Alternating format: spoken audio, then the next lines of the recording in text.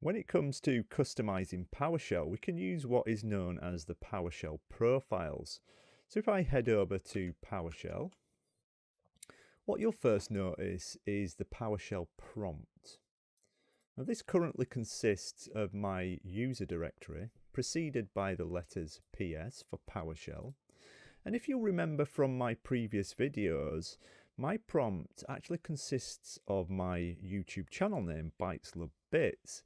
And annoyingly, every time that I wanted to use that, I had to type in the following. So I would have to typically type in function, prompt, and then my channel name, Bytes Loves Bits. And then that would change the command prompt to Bytes Love Bits. Now this got really frustrating, hence hence the reason for this video. I would typically have to do this for every single session. So if I just come out here, I'm just going to Windows D to get the desktop, and I'm going to open PowerShell again. And you'll notice that this is only on a per session basis. This change is not permanent. So in order to make that change permanent, we resort to editing the PowerShell profiles. So what is the benefit of having PowerShell profiles? Well, the key benefit is productivity. We don't have to perform repeated tasks in order to use functionality. So by that I mean every time we want to use a function, for example, in PowerShell, we'd have to copy and paste that function into the current session. And that function would not persist beyond the lifetime of that particular shell instance. So every time we closed it, that function's gone. We'd have to reopen PowerShell, recopy the function into PowerShell in order to reuse it. And I illustrated this concept earlier by trying to change my prompt. So I wanted to change my prompt, and I wanted to say function, prompt, and I want a new prompt. And there's my new prompt. It's just the right chevron. Now that prompt only persists in this session. If I open another PowerShell session, for example, the prompt disappears. And you can see that this can be quite frustrating. So if we've got many functions that we want to exploit and make use of, let's say we created quite elaborate functions, every time we want to use those functions, we'd have to copy and paste them into the existing session. Now that could get quite tedious and counterproductive. So in order to have functions available to us all the time, and class libraries available to us all the time, and various other bits of functionality, then we can simply copy and paste all that functionality into one of our PowerShell profiles. To gain access to a PowerShell profile, we're going to make use of the concept of automatic variables within PowerShell. Now, this is not a video about automatic variables, but I'll briefly gloss over them. So, an automatic variable in PowerShell is simply state information about PowerShell itself. So one of the automatic variables in PowerShell is the $? Automatic variable, and this automatic variable establishes the success or failure of the previous command that ran.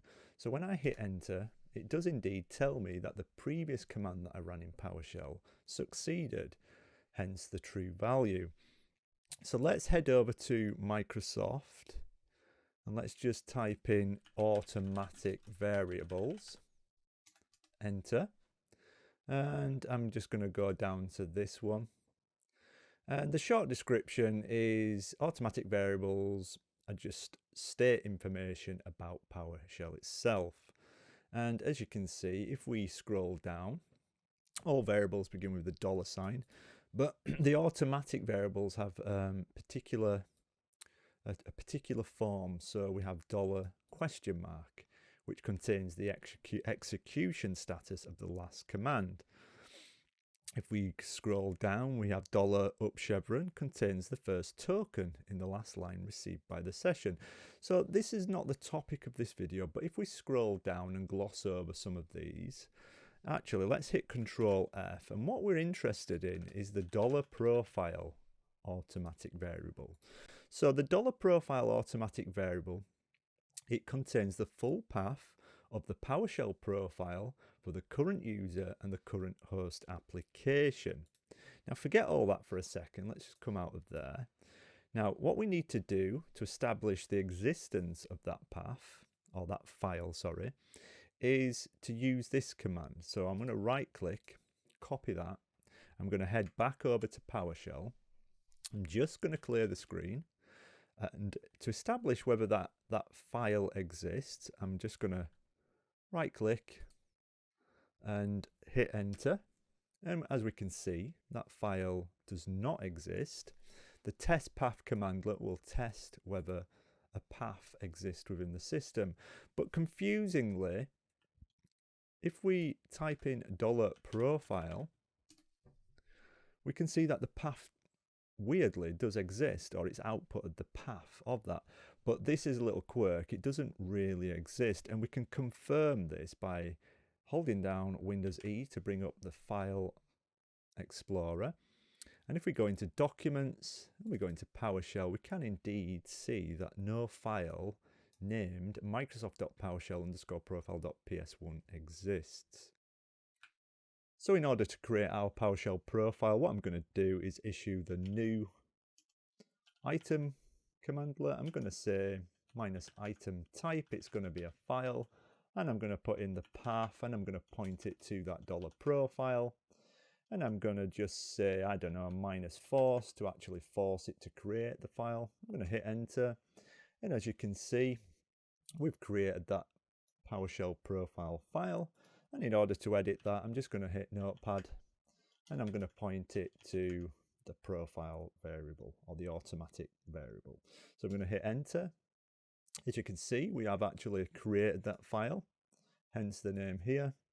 And in order to test whether my information is being persisted in PowerShell, what I'm going to do first is I'm just going to change my prompt. And in order to do that, I'm going to type in function, and I'm going to call it prompt. And I'm just going to say bytes, lubs, bits, space, right chevron, space, and I'm just going to hit enter. I'm going to say Control S. I'm going to get rid of that to save it and get rid of it. I'm going to come out of this PowerShell session, and to check that actually we have persisted our commands, what I'm going to do is open up a brand new session, and as you can see, we have actually persisted what we put into that file. Excellent. And let's say we have a function which we use multiple times throughout the day. Instead of copying and pasting that function into each PowerShell session, let's add that function to the PowerShell profile file, and we can do that by editing the file directly, such as Notepad $profile. We could edit the file directly, but let's try a different approach. I'm just going to clear the screen. And let's just do a quick and dirty way. So I'm going to write a function which I want persisting to my profile. I'm going to say function say hi, and I'm just going to write host, and I'm going to say hi, and I'm going to close that off with a double quotation mark. I'm going to close that off there. Oh wait, excuse me, in the right order, and then I'm going to append that string to the $profile. And if we notepad.exe the $profile, we can in fact confirm that we do have a function appended. And if I close this instance of PowerShell down, let's reopen PowerShell, and now I can say hi. And we do indeed have our functionality baked directly into PowerShell. And subsequently, you could use much more elaborate constructs here. You could build all sorts of commands. You could import classes. You could import .NET classes and create objects. You could do a whole host of things. So I hope that video was helpful. And if you really appreciate that video, please like and subscribe. Over and out.